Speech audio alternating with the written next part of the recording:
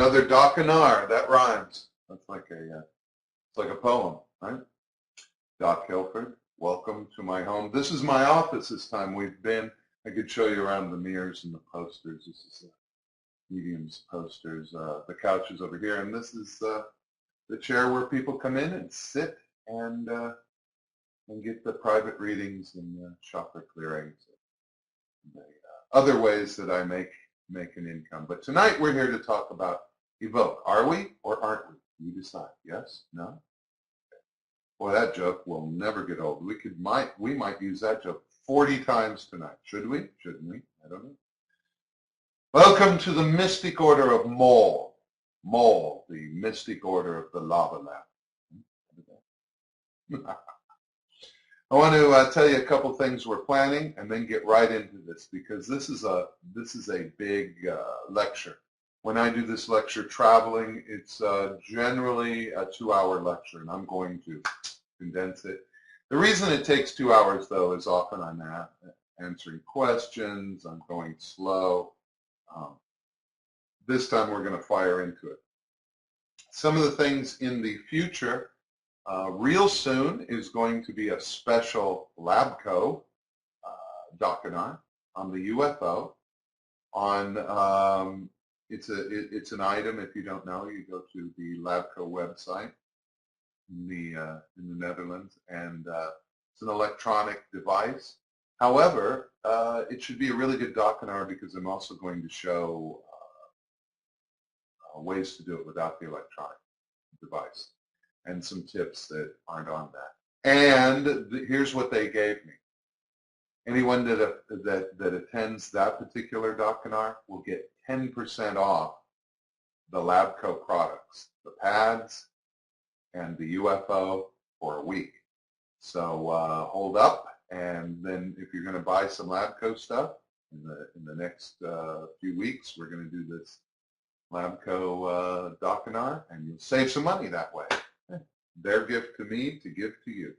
Another one is a Doctail Party. We're going to do another one. We did one with John Stetson. We're going to do one with Neil Scryer. That's going to be fun. Yes, Neil will be in disguise and behind the blue dot, just like he's just like a Martin Scorsese movie. Neil has Neil and Friends, big book, golden book, wild book. I've read some of it. I contributed a little bit, but I've read a lot with it. And it's got some marvelous stuff. It's going to come. It's going to go fast. You can order it from Stevens, or you can order it from Richard Webster in New Zealand. That's Neil Scryer and Friends. Now, this isn't ads. It's just I'm letting you know what's going on. And that's something. There's a lot of mentalism around. I'm going to have to say that I believe as a mentalist you should only be 85% right.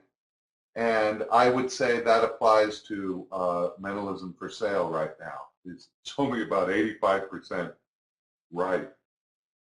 The other thing is magicpub.com. Go check out magicpub.com, because Dr. Strange and I are going to open Doc-and-R rooms in magicpub.com.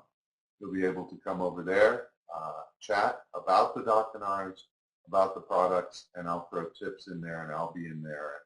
And it should be really fun. So we're going to start that up. This is all stuff in the future. We're going to do another one on compliance, a Doc-and-R and compliance. So so far, many of them have been about a book, like this one. You got the book free, and a particular trick. Compliance, we're going to do one just because that was a request by a number of members, just on the act of compliance. I talk quite a bit about it in the book Tre Libre. But it's really a strong way to get people to do what you want in mentalism, and that is about half. There's a lot of bad stuff about compliance right now. There's a lot of faux stuff, using double-faced cards to convince people that they've lost their memories. It reads fun, but the real stuff is a little deeper. We'll go over that. So, Evoque. Is it pronounced equivoque or equivoque or equivoque? I think it's equivoque, but then I lived in Albuquerque, and QUE is always key. right? So that's why I just made it evoke, because that's a better word anyway. Evoke. It comes from Hobson's choice. If you don't know Hobson's choice, it's a story about a man, Hobson, that would sell you any horse in his corral for a set price. Any horse, and he had beautiful horses and he had nags. And he would separate them into two corrals. He'd say, pick a dozen horses, pick 6 of them, and we'll put them in that corral. And he would use this equivoke, this evoke, and get it down to the nag. And so they paid one price and they ended up with the nag, whether they liked it or not. So they thought they were choosing, Hobson was choosing. It's an old story, and that's where we get this from. There were 3 primary movements in what's also called the magician's choice. This is just for people who don't know. You probably should know. Jack Dean wrote a great little book about Fantini. Fantini, Gene Grant, was the father of equivoke as we know. Gene Grant wrote some really good stuff. Fantini was his stage name. Gene Grant is a genius, he did more than just 5 objects and put the force object in position 4 and they'll hit it every time. He also looked at it from what the 5 objects were, how they were placed, how you said things. The idea from Gene's original concept was that you're going to force it on the first one. And anything else after that was cleanup. They were outs. They were options to clean up. So his idea was you put 4 objects that weren't very appealing and 1 object that was. And out of the 4 objects that weren't appealing, 1 could be unappealing and 1 could be overly attractive. So just like the positions, his idea was in a position of 5, the middle position is too obvious. That's too obvious. They won't take it. And the end positions are too obvious. So it would have to be either the 2nd or the 4th position. And he figured that the 4th position was more prevalent to be chosen. Then he might put down a religious icon, like a Star of David or a small crucifix. He might put down a skull so it looked kind of unattractive. He might put down something really shiny and bright like a rhinestoned amulet, and then something that was kind of down the middle. Later, of course, that line of thinking was the Vernon psychological force of 5 times. Same kind of thinking. These are too obvious. This just seems neutral. So a neutral item in a neutral position was the first hit. After that, Phil Goldstein in the 70s wrote a great little booklet. I used that booklet for years. I thought it was wonderful. The only drawback it had is it's bossy and pushy. But when I read it, I was a teenager. I was, I think, 17 or 18, and so I was bossy and pushy, and it fit just fine. And in that, Phil said that you used a lot of words to befuddle and confuse the participant, and then you had an attitude of touch one. And if he missed that first hit, he said in the booklet, Verbal Control, that you should then act somewhat irritated, I'm paraphrasing, slightly irritated, like you had said, touch one with one finger and another object with another, and say the second half of your command somewhat irritated. So you say, use your right hand and touch an object, and if they miss it, you say, and another with your left one. So it's bossy and pushy. That'll work, but like my friend Tony Andruzzi would say, why don't you just use a loaded gun? That works better. I called him one night. I said, Tony, what is the best force for a 4-digit number that you know? And in between the tinkling of ice in a glass, he says something along the lines of, we have found here in Chicago A loaded 45 does the trick. Right? And that's kind of what that is. Here, touch one. No, and another one. We'll put those aside. Now touch a good one. This might be a good spot to say, being kind to the people that participate in your mentalism or magic tricks is really essential. And it's not funny to be a jerk. It really isn't. And we have a horrible reputation as being jerks. Please, how many times? I mean, I know you know this. Don't pick me. I don't want to be embarrassed. Right? That's what they say to us before shows. Oh, you're the mentalist. Oh, don't pick me. Pick Harry over here. He likes to be embarrassed. You know, I have to spend a certain amount of time to people who've never seen my show explaining I don't embarrass people. And I'm certainly with Evoque not going to try to show you 16 variations of ways to force an object.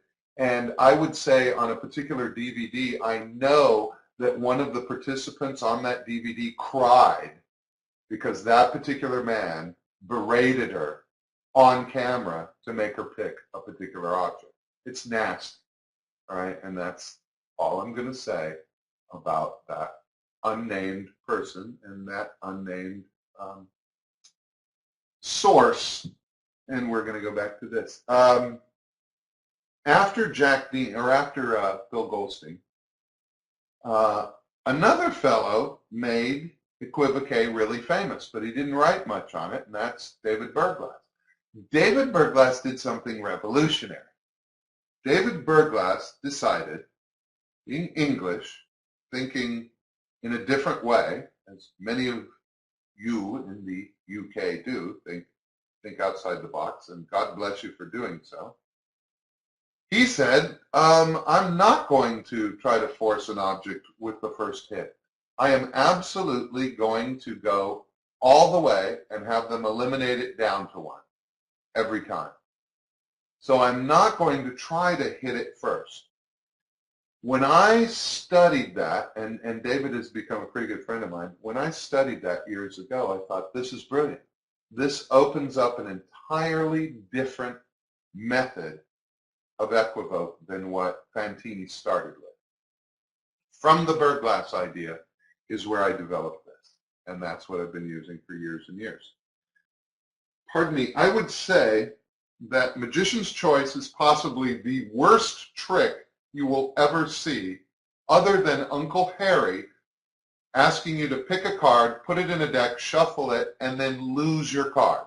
If he forgot his key and loses your card, that's a horrible trick. A poorly executed Magician's Choice, it's almost as bad.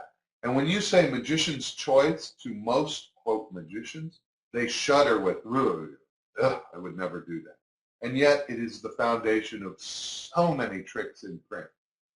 You say, you know, just put 4 or 5 objects out, use Magician's Choice to force the one we're going to use, and then use the method that's built into that thing, whether it's a phony book or a special deck of cards or what have you. The reason it looks so bad is primarily 2 different reasons. One is they do not know what they're going to say. So the mentalist has to think of his response based on the subject's choice.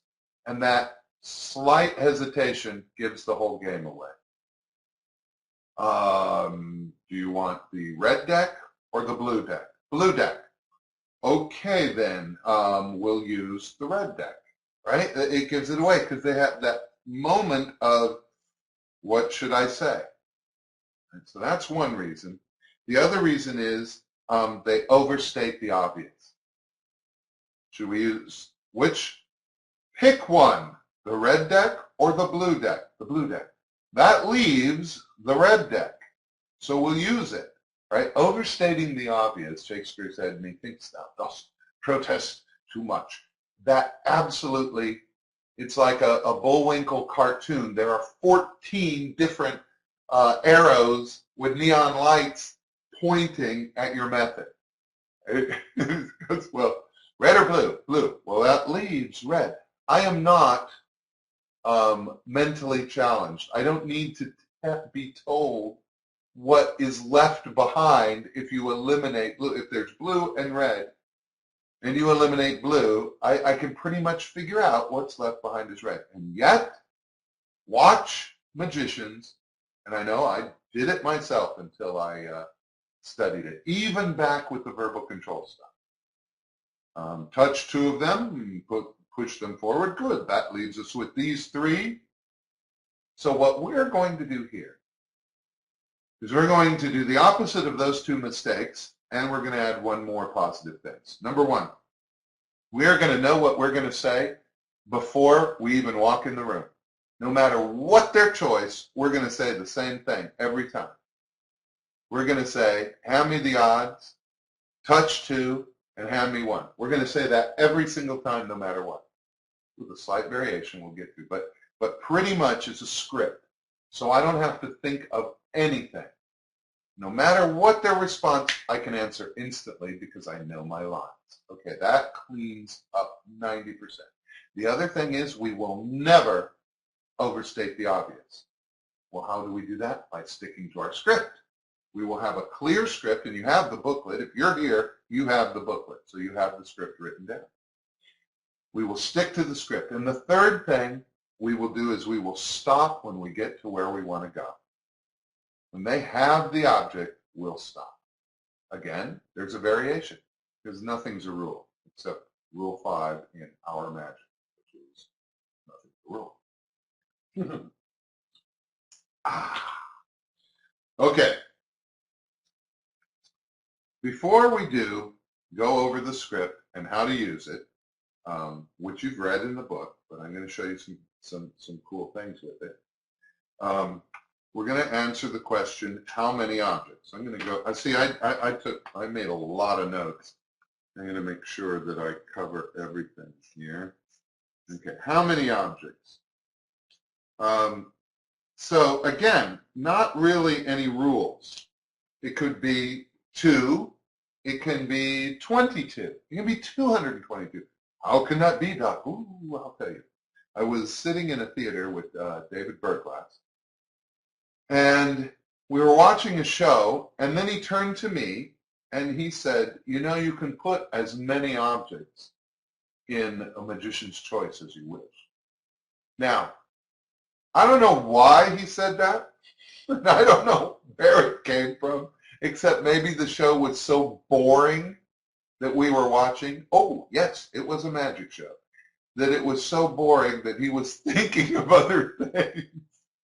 Maybe he was just reminiscing. I do not profess to understand the mind and magic of David Berglass, but my response was, really, David, do tell. And he said, yeah, you can have someone push in a cart of bottles. Now, he did this on his show, and it's beautiful. But he never explained it as far as I know, and it's very simple once he told me. He says, you push in a cart, there can be 20 bottles. So there's 20 objects. He says, and you tell the subject, put about half those bottles on the table. Now, if, of course, the force bottle, there's one force bottle, he puts on the table, then they wheel the cart away, and you're down to half of what you started with. If the force bottle's on the cart, then he just works off the cart, and the table becomes wherever the rest of the bottles are eliminated. Now, again, I'm going to say this.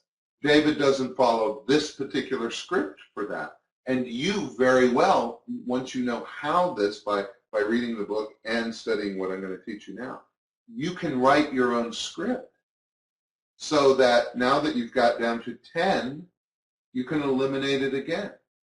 And I'll tell you how to do some of that in a moment. But you'll be able to do it yourself. Here's another great tip. Write this down. There are no rules, right? I just said. Even though there's a script, there's no rules. When you get to where you want to be, stop. So when you tell the subject, in this illustration, put some of the bottles on the table, you don't say about half, you say put some of the bottles on the table. If he picks up 2, 4, and the force bottle's in there, you go, great, and stop him. Then you continue with your evoke from there. So you want to be kind of loose, but you also want to stay on the script. How can that be, Doc? You're confusing me. No, no, no. If you know your script, you're free to be kind of loose. You see, imagine yourself as an actor, a comic actor, and you're on stage and it's completely impromptu. You have to be really paying attention. It may seem easy. The 1% of the people that are watching that have ever done real improv in front of an audience know it's nerve-wracking. You have to be really on your toes. However, if you know your script and you've done a play 40 times, you can do it in your sleep, like Charles Picor, you know. You can be thinking of what you didn't do at home while you're acting, if you've done it so many times. So by knowing your script, you can also be loose enough to go, that's fine, let's move on. I hope that makes sense. Here's the other thing. Let's say we're going to use average amount. 6, 7, or 8. That's a good number. 5 was used for the reasons I told you before, the ends and the middle, and that left 2.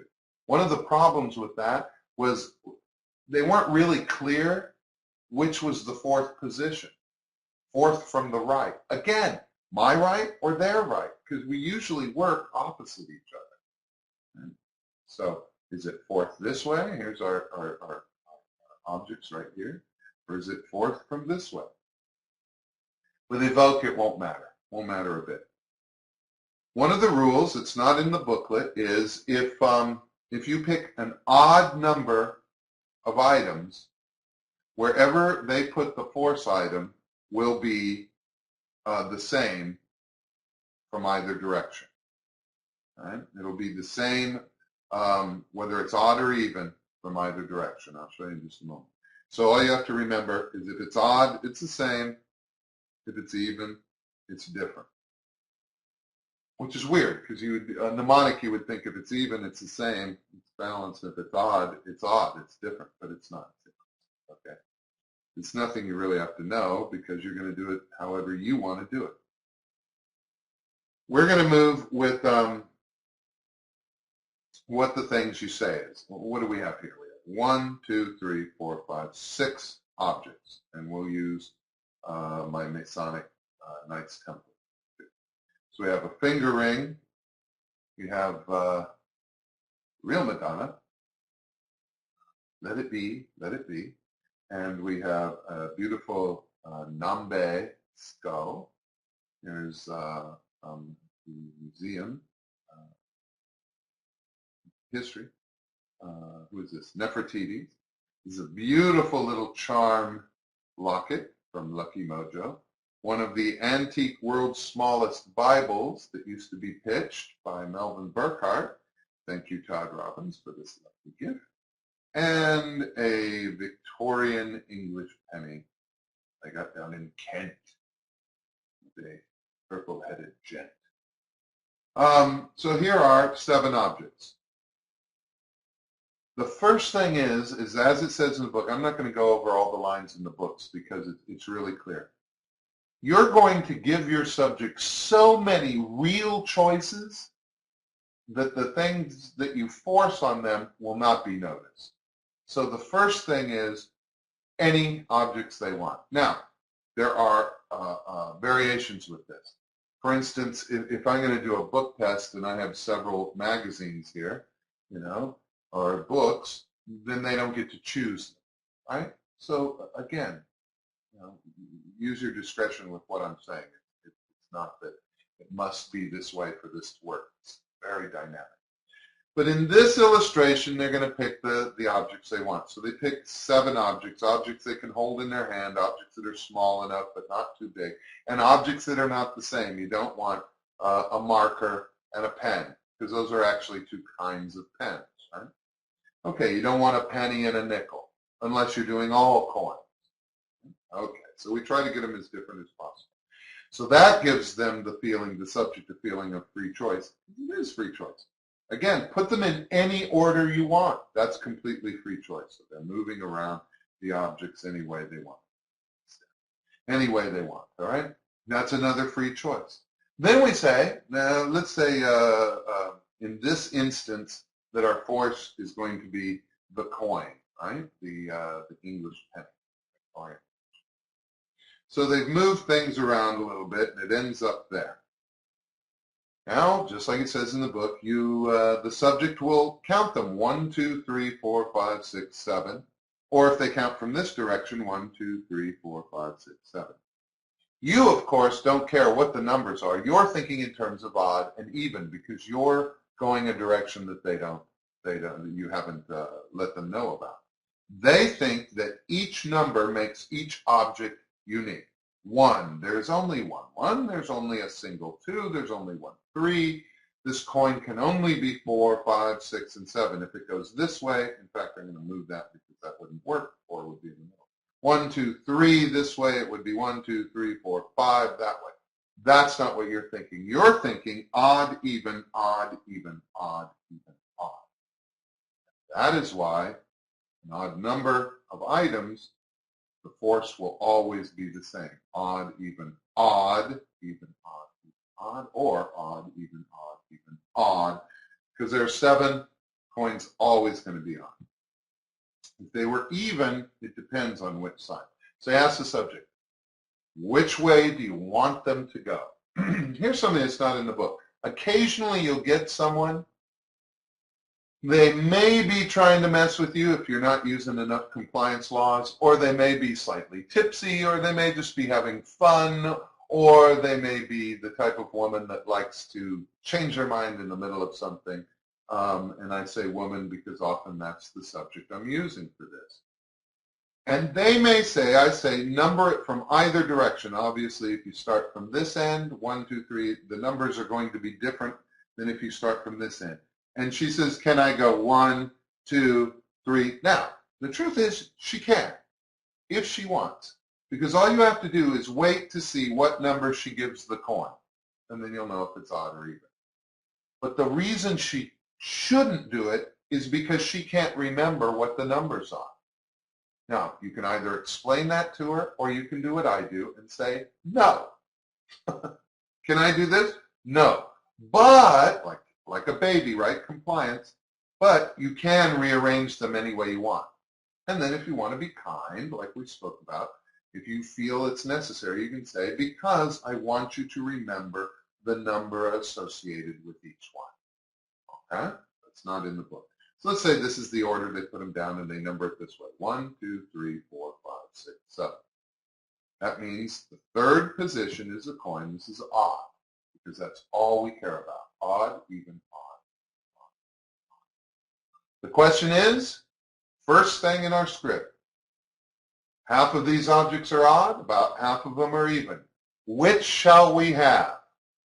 Odd, structured sentence. Which shall we have? You can say, which should we have? But I'll tell you, after years, and I've done this for a good decade, which shall we have works really well. Which shall we have? No matter what they say, you're going to say, give me the evens. Because our force object is in the position of odd, and we say the other one.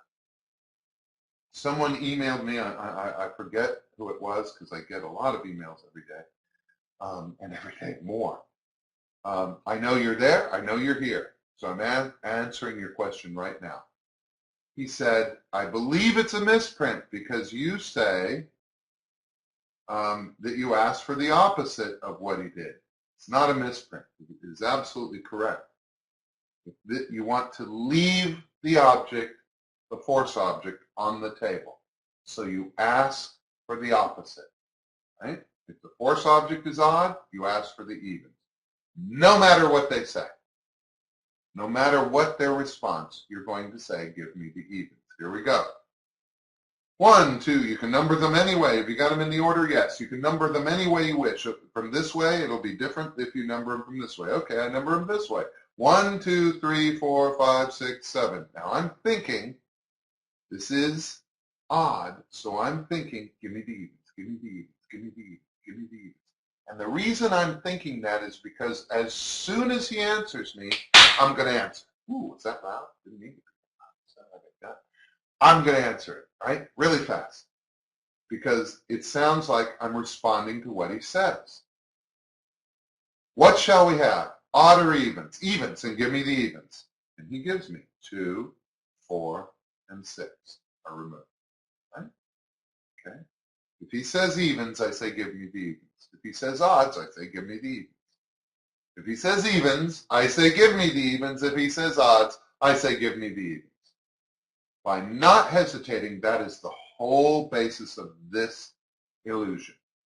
Which shall we have? Which shall we have? Odds or evens? Odds. Then give me the evens. It sounds perfect. Okay, so we're going to eliminate the evens. That leaves the odds. Our subject moves around and gets the different positions. Okay? The next thing they say, which is in the book on the script, touch 2, push them forward. Okay? In the book is something also called hold up your magic finger. Why mentalists got upset with that, I don't know. Most people get it. Some mentalists go, I won't say the word magic in my mentalism. It's absurd. I'm sorry. If you're one of those, go, I won't use the word magic in my mentalism. If you really feel that you're not thinking, as Dan Strange says, from the perspective of the spectator. If you go to Disney World, you go to the, effect, the kingdom of illusionary effects? No, the magic kingdom. Show me your magic finger. It does not mean what you're doing here is a magic trick. It has nothing to do with the magic trick. Hold up your magic finger. It's funny. Hold up your mystic finger just doesn't have the same thing. Hold up your magic finger. It means nothing. And why would you want comic relief in something serious? Because you know Andrewsy was one of my teachers, and Andrewsy had a lot to teach. And Andrewsy said, if you don't create comic relief, your audience will create it for you. And if your audience creates its own comic relief, it means they're making up goofy jokes at inappropriate times. So if you are one of the few, or one of the many actually, who are trying to do mentalism and your audience is making up goofy jokes and they're teasing each other or you, it's probably because you don't have a place to let off the steam. If you watch Psycho, Alfred Hitchcock, there are little bits of comic relief hidden in there. Right? Same here. Hold up your magic finger. Boom. What you never want to do is hold up your middle finger. You never want to make that joke. Why? Man, I'm going to say, I don't know who this guy was. He may not be alive anymore. But there was an old guy in Springfield, Illinois. And if you're living in Springfield now, you probably know who he was. He was just argumentative with me once. And he said, no, it's not right. And I'm going to tell you, I am right, okay? And this is what I was right about. When you let your audience make the joke, they think you are funny. It's called How to Win Friends and Influence People by Dale Carnegie. And in one chapter it says, how to be known as a great conversationalist, become a good listener. If you want to be the funniest guy in your walk around, set up people to make the joke. My creative partner and very good friend, John Stetson, pardon me, we were just in Orlando with a giant company. John was the host of what could only be described as an Academy Awards style night. It was very big, very big. Thousands of people. John was with the CEO. We talked about it for a little bit, but John does this naturally anyway. He didn't need me to tell him to do this. I merely reminded him, and he went, yes, of course. That is to not try to be funny when you're with the CEO, but to set the CEO up so that the CEO is funny, right? I'm sure John would not mind if I gave this actual illustration. At one point, John has the CEO throw a beach ball out into the audience, and they throw it around until several people are selected to do some mentalism.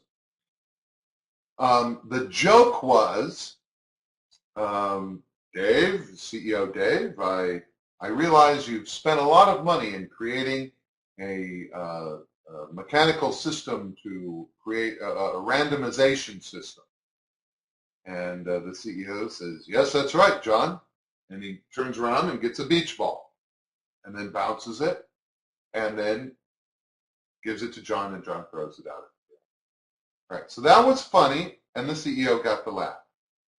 But in rehearsal, the CEO kind of forgot what to do, and John reached over and took the ball and continued on with it.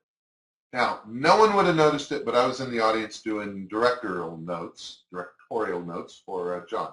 And I said, John, you can't take it from him.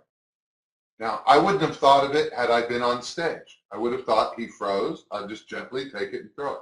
It looked like he took it from the CEO. He took it away. It looked like a kid stealing a ball from another kid.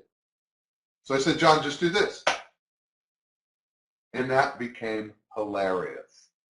So in performance, the CEO brought out the ball. Everybody laughed. He stood there listening to the laugh, and John went, hey, hey. And then the CEO threw in the beach ball, and it was funny. And John threw it back. And then pretty soon they're playing. It was hilarious, right? You let the people do the jokes, you'll be funniest. I used to do Jack Channon's marked quarter into the pocket, right? You roll it into your pants. It's marked.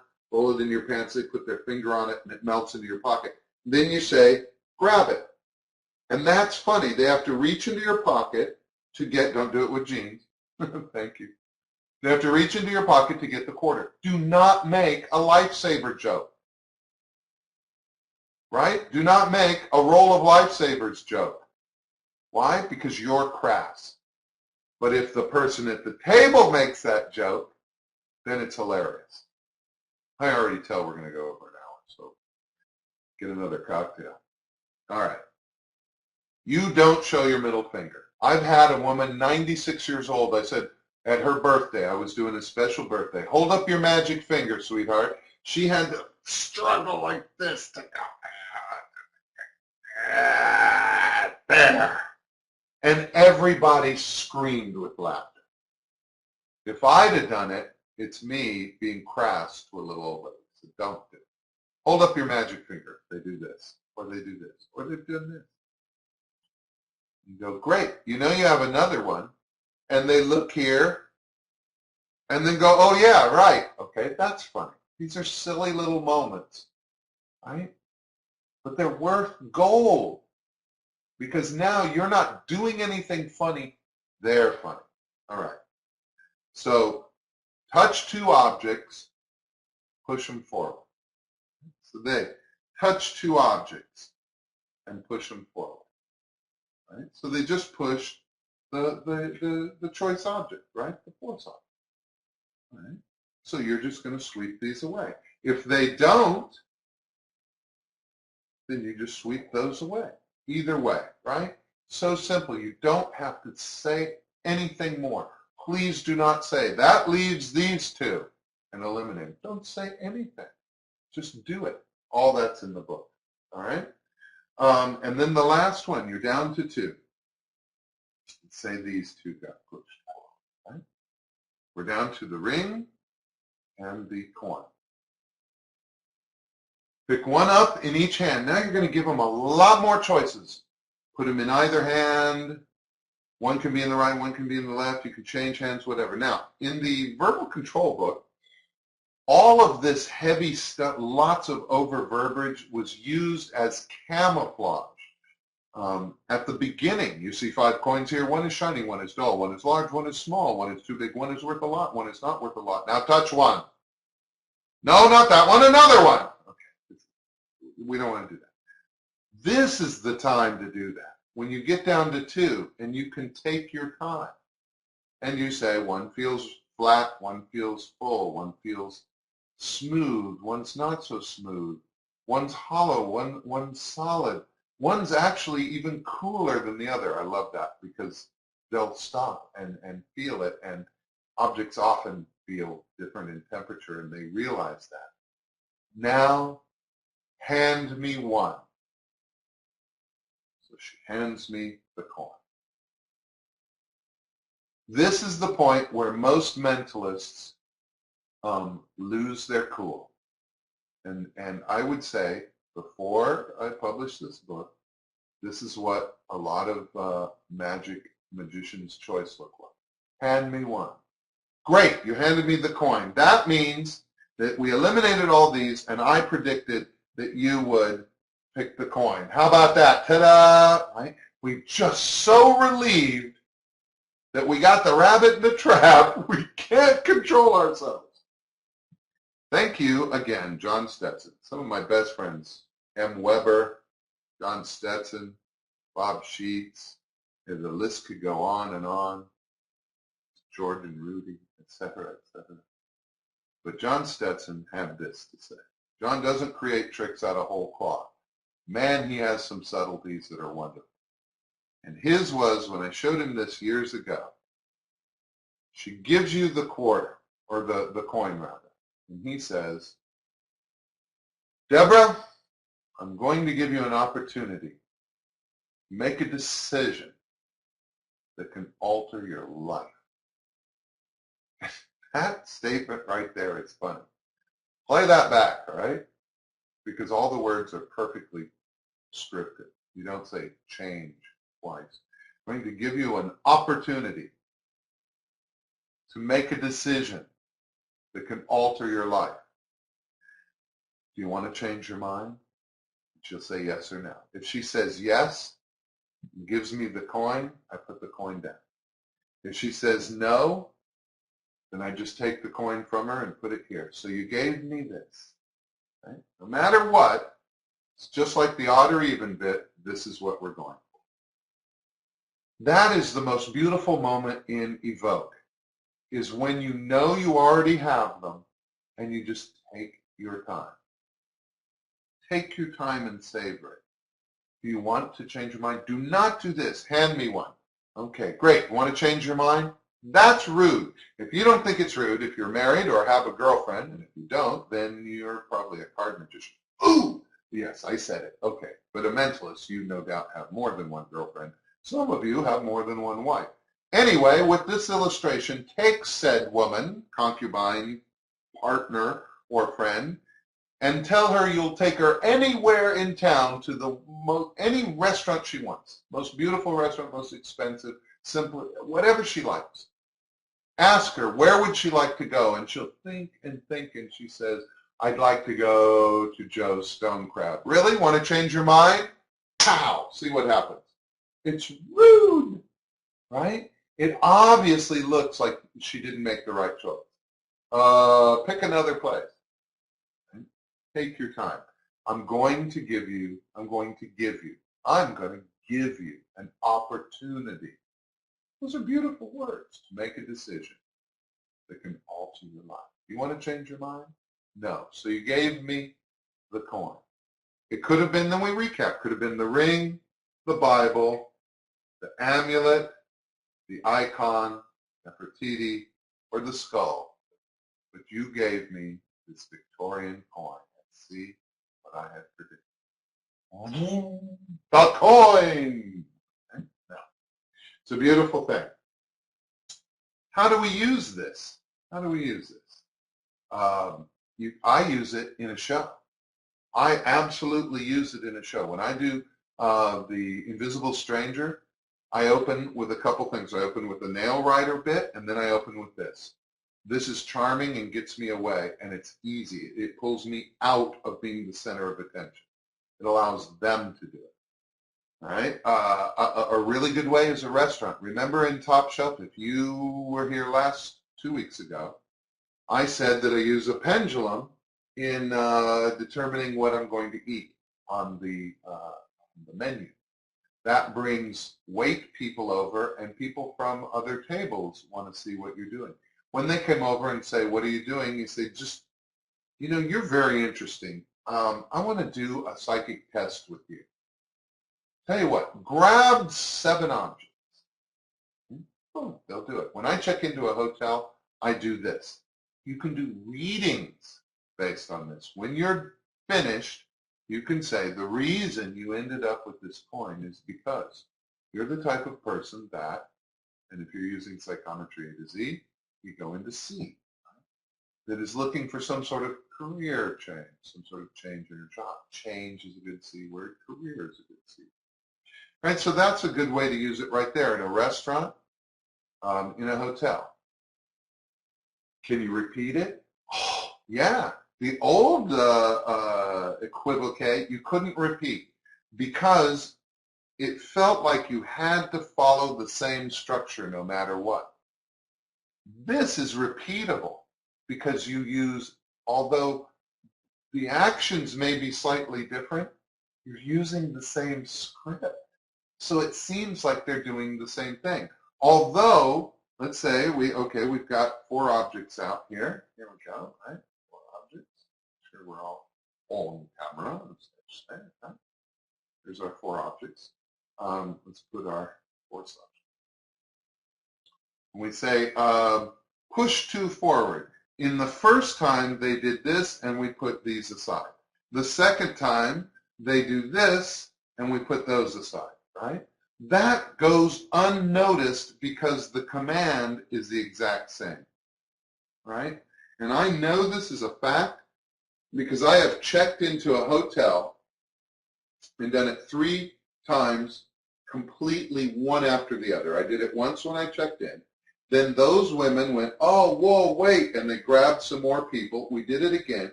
I did it a 3rd time, and now I have maybe, a dozen people behind the counter watching at the hotel. And the other thing is, what we're going to talk about right now is that, or in just a moment, the way that I read the billet, their choice, I didn't predict it. It was chosen by a disinterested party, like it says in the book. That was never seen. So we're going to go over that too. That was never seen. They went, how could he know what we even chose? So yes, please repeat it, repeat it, repeat it. Okay. Now, restaurants, you can, by the way, it's great for auditions too. If people are saying, I want to see what you do, then this is a great one, right? It is the epitome of real-time mentalism. I have friends, I call them friends, they lecture and they write little booklets and they are performers and we're out to dinner and I'll say, a layperson will come over and talk about it and I'll talk them up and say, this person is great. Do something for her. And more than one of my friends have said, I don't have anything on me. Really? You don't have your wallet or your impression pad or your nail writer? Or come on, nobody uses nail writer anymore.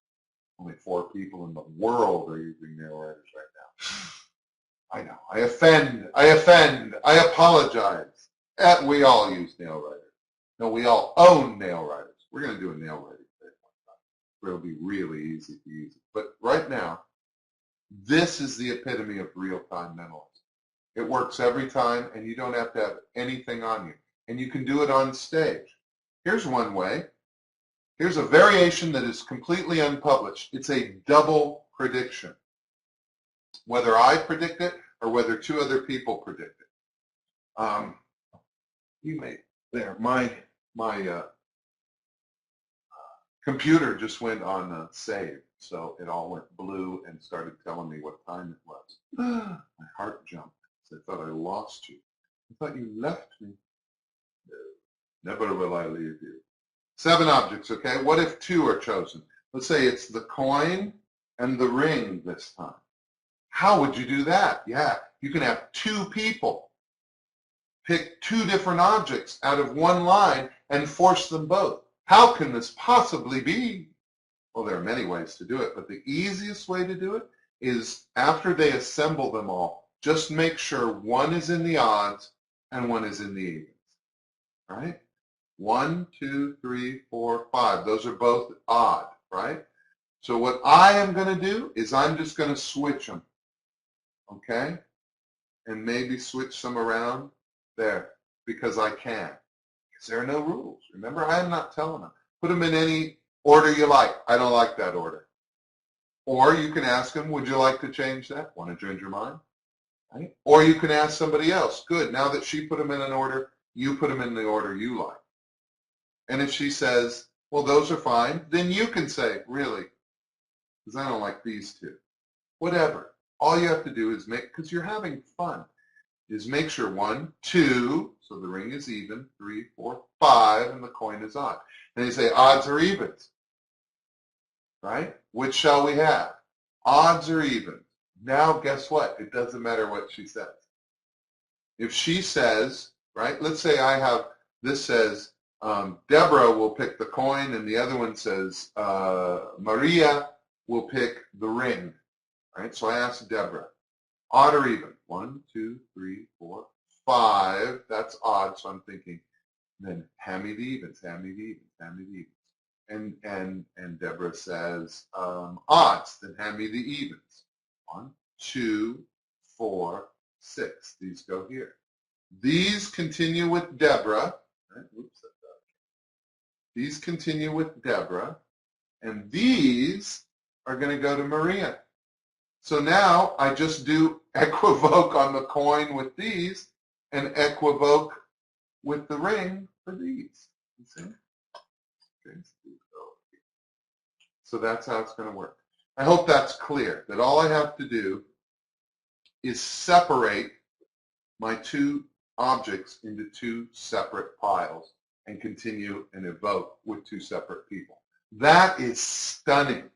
When you write down Deborah will have the coin and Maria will have the ring, and you put them in any order, now you have a 50-50 chance that they're already going to be in separate spots, right? One odd, one even. So half the time you never have to touch it. It's really strong. Okay, so play with that. The other one is the list. Oh boy, do I love this. When I'm doing a particular newspaper trick, I'm going to do a newspaper trick with just a sheet of newspaper. But I wanted to make it look like there were 40 different papers and that someone chose the paper and pulled a page out of that one paper and that I knew it. Right? But I don't want to carry 40 newspapers. I only want to carry one sheet in my pocket. Right here. Now that I think about it, I have one ready to go. God, I love this business. So how do you do that? You say, ladies and gentlemen, you're from all over the world, all over the country here in Miami Beach. Let's say Miami is what I'm going to force, since a Miami paper is easiest for me to get, the Miami Herald. Tell you what, I'm going to take this board, hand it, or this sheet, or whatever, hand it to this person over here. It's numbered 1 through 7. Please call out, what city are you from? Why, I'm from Los Angeles, and you from Boston, and you from Chicago, Denver. All I have to do is make sure that Miami gets on the list somewhere. If by the position 5, nobody says Miami, I'm going to put it in there. I want to play Miami. Where are you from? I'm going to mishear it, Miami. However it is, I want to make sure I have Miami. If you're really if you want to do it with another trick and you don't want to have the audience call out the things, you can just have a list of 7 anything on here. All right?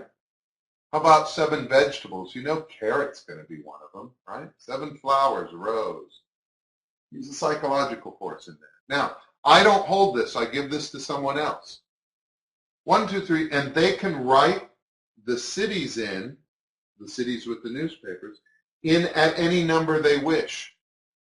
So it's the same as laying it out. This is Evoque on a list rather than on a table. That's not public. That's one of my little things that I use, and I've not shared it with very many people. All right?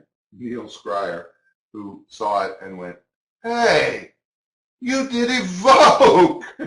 Yeah, I use it all the time. So does Burglass. He made a living off of it. All right, so here we go. All I'm going to do is, since it ended up at 5, that's odd, I'm going to say wipe out, erase the evens, erase the evens, erase the evens. About half of these cities are numbered odd, about half are numbered even. Which shall we have? Evens, then erase the evens. All right? Odds, then erase the evens. All the evens get erased. Okay? There we go. Name two. LA and Chicago. Erase those. If they'd have said Miami and Atlanta, go, great, erase the other two. You see? Now we're down to Miami and Atlanta. Since they can't put one in each hand, I say, hand, here's the marker to another person. Go up there and underline one. Oh, by the way, I have them erase the numbers. Go and underline one. Now, I'm not going to go, great. And now, look, what paper? I have the Miami Herald right here, We're not going to do that. I'm going to say, Angela, I'm going to give you an opportunity that can alter your life. Would you like to change your mind? Yes. Then erase the line under Miami and put it under Atlanta. And she does. Now, are you certain? Yes, I am. Good. And then you tell the fellow that's been erasing everything, erase what she underlined. Right? If she doesn't change her mind, then you just leave it. He erases Atlanta. It's the same thing, exact same thing, but on a list. Then I can claim that this was not a list of 7, but first we had about, 500 people here, 500 different cities. And we chose 7 out of that. Then out of that, we eliminated half of them. Then we eliminated half till we got down to 2, and you eliminated 1, and you ended up with Miami, which is what I have right here. And then I go into that. Right? So there's a list. You can do it with anything. There's a list. Oh, this is my favorite part of this discussion. Look at this. We're 2 minutes. I told you we're going to go over a little bit tonight. Praise Pazuzu. Okay.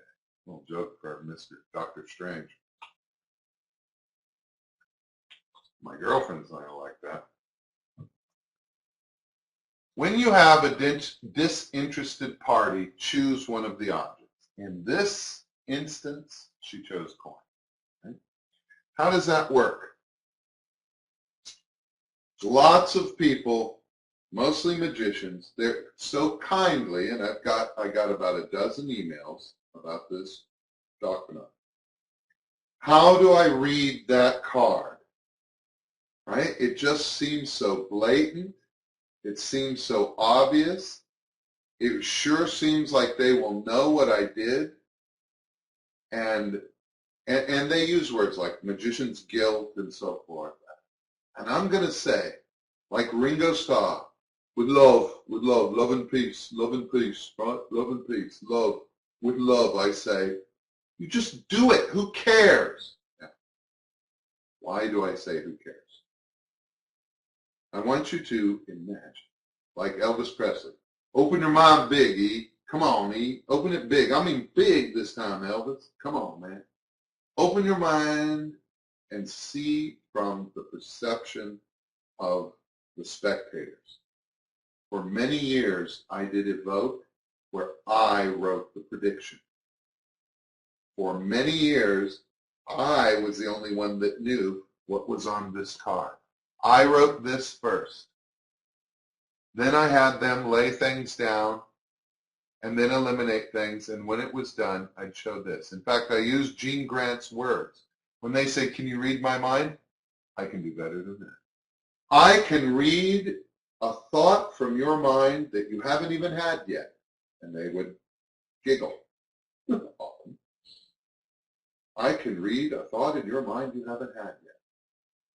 As they started, put 7 objects on the table. If they put keys down first, I would write that. Now, this isn't mine. I believe this is Gene Grant stuff.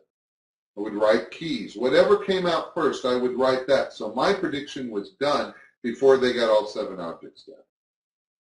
My point is, it didn't lessen the effect one bit that I was the only one that knew what was written on this card. So now that a disinterested party writes it, even if everyone sees me blatantly look at it, okay, it doesn't lessen the effect a bit. Right? Let that sink in. Even if they think, even if everyone sees me do it, and they think I know what it is, doesn't lessen the effect.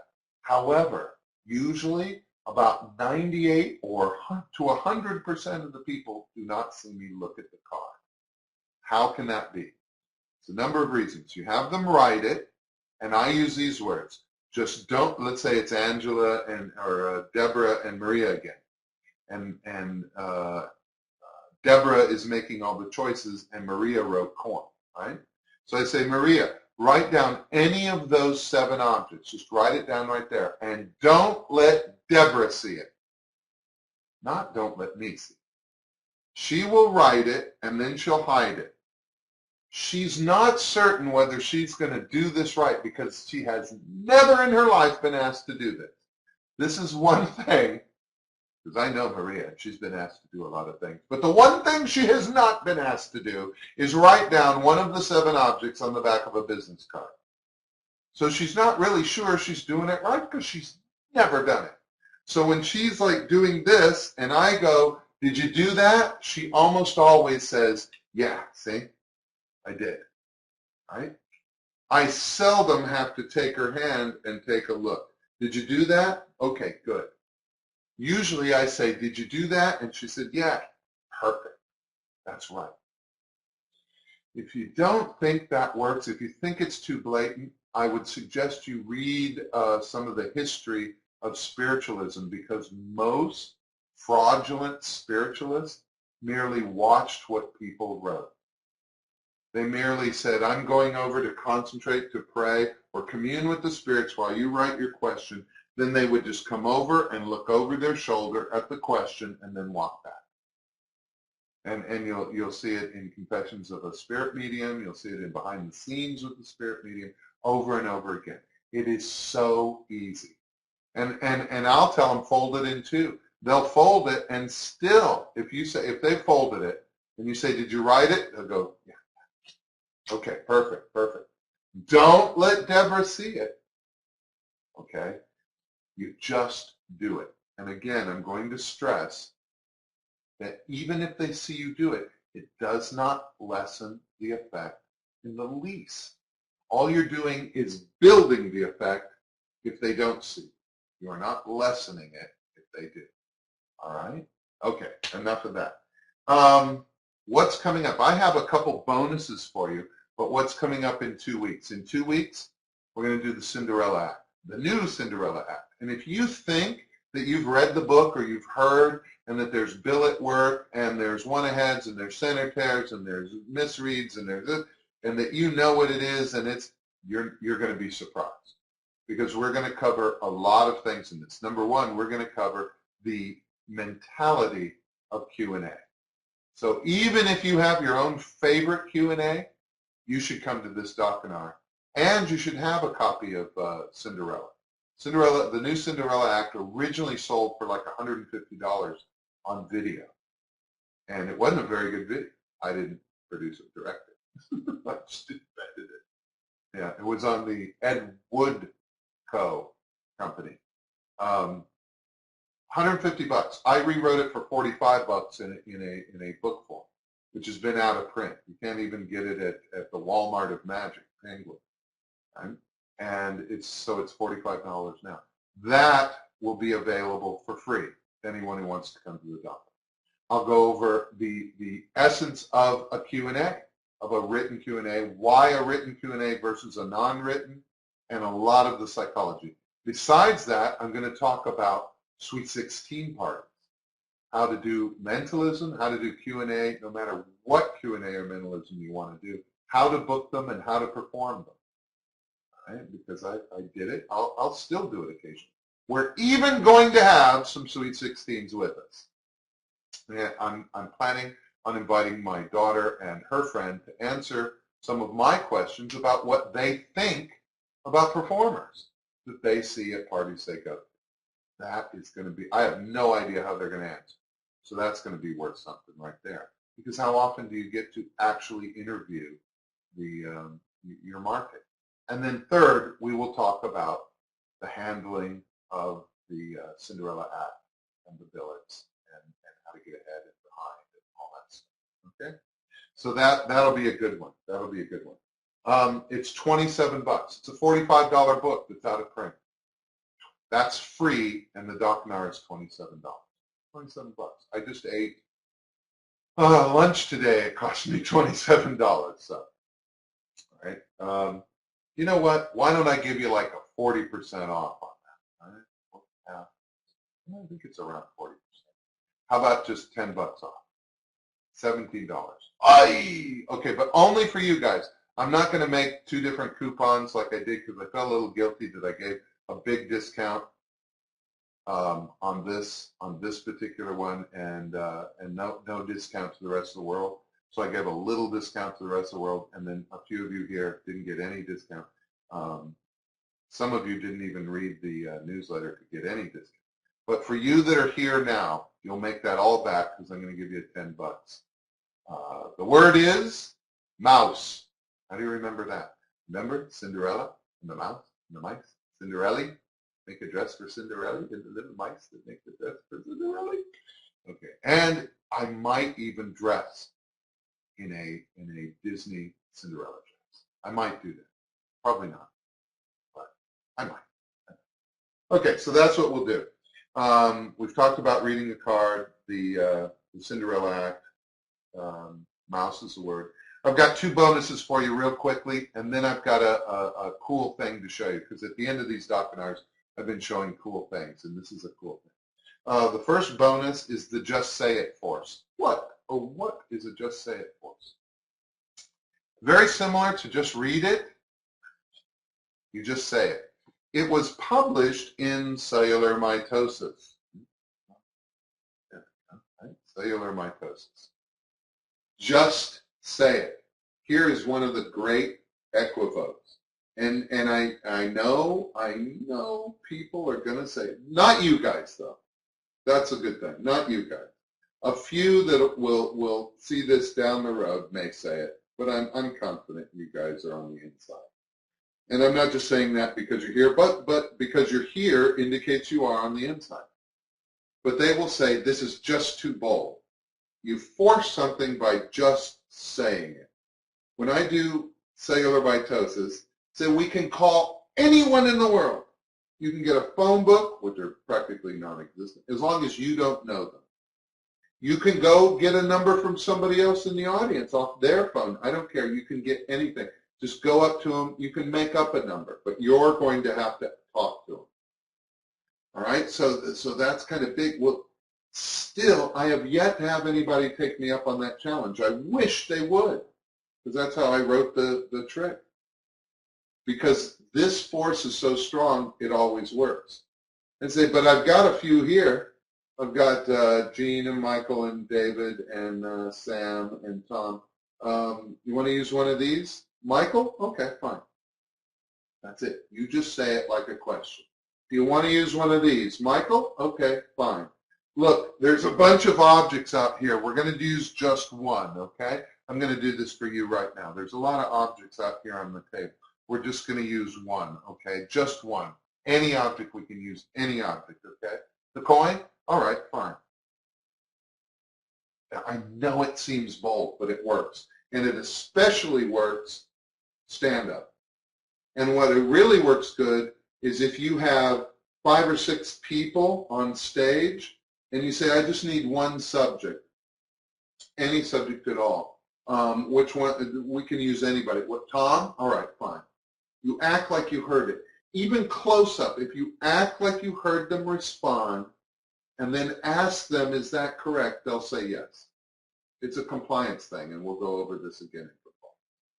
Now, it is not the type of force you want to use to say, and see, I predicted coin, okay? It's used to get, look, we can use any one of these 3 books at all for our test, okay? Anyone, this one? All right, fine. It works. All right, if you don't believe it, try it. I'm sure you will believe it. Here's another good one. This is called the half and half force. This was in Nostrum necromancy. What if you had, say, 16 billets? Look at that. Look at that. Okay. One of them, thank you, Rudy Hunter, for suggesting that when I teach a billet switch that I make one of them a different color, except I made it black, and against my olive jacket, it disappears. But right here it looks good. So here's our force billet and all these. You can't really line them up. Now, something I didn't mention, you don't have to do odds and evens. If you want, you can do right and left. That's what this is based on. So in Nostrum necromancy, I have one that I want to force among a lot. So I tell the participant, make 2 equal piles. They are free to either set them apart like this, one at a time, and count them into 2, or they can just kind of divide them into 2. It's piles. It's fine either way. Whatever they do, you immediately brush away the pile that doesn't have your force. Okay? Strange, I know. But it looks like this. Okay? Make 2 piles. Okay? Okay? You don't say a word. You just brush it away. Make 2 more piles. Okay? Good. Make 2 more piles. Fine. Now that leaves 2. Put 1 in each hand. And then you're down. Then you're down to doing the equivoque again. Right? 1 in each hand. Hand me 1. Right? It's really simple, but it works so clearly. Again, I'm using the same rules. The rules are, I know exactly what I'm going to do before they, in this instance, do, not say, but before they make their decision. They separate it. I'm watching my marked billet. Of course, it's not black. It's folded slightly differently, or it has ragged edge, or it had a clipped corner. You know, whatever it is, it's folded off. It's just marked so that I can recognize it. As soon as I see it, when they make the separation, as soon as they come up, I just wipe one side away. They make another, I wipe another. Doesn't matter that you do the left and the left, or you do left, right, left. They don't notice because you move instantly. And I follow the other rule. I don't state the obvious. Okay, you made 2, so we'll eliminate 1. And patio force is great force, but it's not necessary here. These are really, like in sales, they're called assumed closes. This is really like an assumed close. Okay, those are your 2 bonuses. And now, what are these beautiful things? These are books from 1959, 1960. In fact, I'm on the cover of that. Is that prophetic? It is. That's Fantasy and Science from 1960. And this is Ellery Queen's Mystery Magazine from 1959. And this is Fantasy and Science Magazine, also from 1960. And what are they? They are what Richard Himber had printed up that were sold on the newsstand so he could do book tests with them. So you could do book tests with them. The first one, I believe, is it's almost ungimmicked. Almost ungimmicked. He said to write down the name of all the authors and to just put their initials, then put the title next to those initials, and then look at the first letter of the page number, or the first number of the page number, 58 here, and then count to the 5th word and write that down. So you make a cue sheet and you paste that on the back of a Reader's Digest and lay that in your pile. Then, of course, you say, open the book to any page. Great. Now go to the beginning of that story, and they do. And then you pump for the author's name. It's the first letter, an M? No, what is it? It's an E. Ellery Queen. So then you say, okay, all right, now go to the title. The title is, and then you give the title. Now look down at the page number, look at the first number, and count to that many words, and then you're reading it all off your cue, of course. So any magazine could have worked. However, this one, when you add the page numbers together, at the beginning of any story, it had the same word. And what is the word? The word was And the word is, remember on this, what is the word? The word is important. But he called it the $1,000 challenge. The word is problems. Okay. So that was there, so you could predict the word. After you did all that, you could predict it. That was pretty good. So he followed it up with another one. And the other one is, this was specially printed, but these were on the newsstand. That's why they were cool. These were specially printed on the newsstand, and this time you opened it up to any story and any page. Then you started at the beginning of the story, and the third paragraph down started. No, that was this one. Starts with either I'm telling you, or he said to himself. Okay. So then you force three, and all the titles had 3 words in them. So you say, how many words are in the title? 3. Count down to the third paragraph. Read that to yourself, and then you'd get that. Okay, so that was in here. And what was this one? This was another one where it was adding the words together and get it. That was called The Fabulous Gimmick, and the other was Himber's Mental Masterpiece. Himber's $1,000 challenge, Himber's mental masterpiece, and Himber's fabulous gimmick, and they're all very rare and very beautiful, and I love having them. But here's why I'm showing them to you, because one of the first things they said, is he says you get a bunch of magazines and use Magician's Choice to force down the gimmick book. And he doesn't say how to do that, except pick up 2, set it aside, hand me 1. Now we'll eliminate that. And that ruined the trick. So you could have bought this marvelous gimmicked book and then ruined the trick because you let everybody know that they didn't have a free choice, and you forced a book on them. And from there, they're going to pretty much figure out that you're forcing a word on them too. So as simple as Evoque is, it is fundamental to mentalism. Hey, that's almost poetic there, isn't it? Listen, we went about 18 minutes over. It's going to end up being 20 minutes over. I don't mind doing that. It's not going to be a habit because it costs my webmaster money when that happens. It costs his time, it costs money, and it costs space for the MP4s. But I think this was an important webinar, and I wanted to cover everything. I really appreciate you guys being here. I had fun. I hope you take this in the book and get out and do this. The other thing is the Cinderella Act. You really want to get in on that because what's happening is we're reaching limits with using these. The hills are alive with the sound of music here, and we're reaching people limits.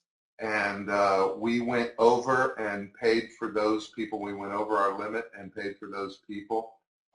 And so Dan and I were discussing that if we do that again, we're going to have to close it. I'm just saying, that it's not good, but it costs us more than $27 to have people over the limit. So I'm just suggesting that you get in on this. I'm going to be really excited about Cinderella Act. If you have any sort of Q&A you want to do, this is going to be the docunar to listen to about it. If you've ever thought about selling mentalism to Sweet 16 or in the Latin market, the quinceañeras or bat mitzvahs, man, it's big money and there's lots of it, lots of work out there, but there are tricks to it. So I hope to see you there. Until then, I'm glad you enjoyed Evoque. Did you? Didn't you? I don't know. And I'm going to give you an opportunity to make a decision that could change your life.